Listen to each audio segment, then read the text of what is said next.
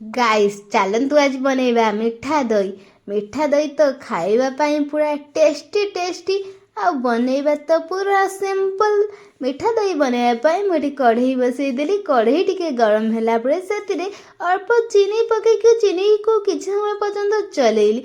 चीनी जेमिति क्यारामाइज गला सेतिरे क्षीर अल्प अल्प पकेकि चलेइली। आपण माने एठी कंचा क्षीर नहीं पारे ना गरम क्षीर भी नहीं पारे। मुझे गरम क्षीर नहीं ताको किछि समय पर चलेला परे जेमिति ठंडा गला ताको गोटे जगह को काढ़ी देबे।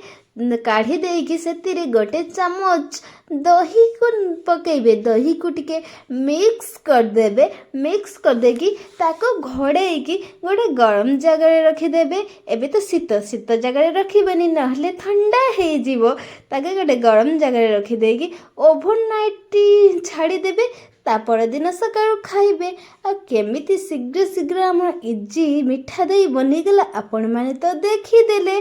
आपण माने कहिबे आपण मानकु मिठा दही भल लागे कि नहीं कमेंट रे कहिबे।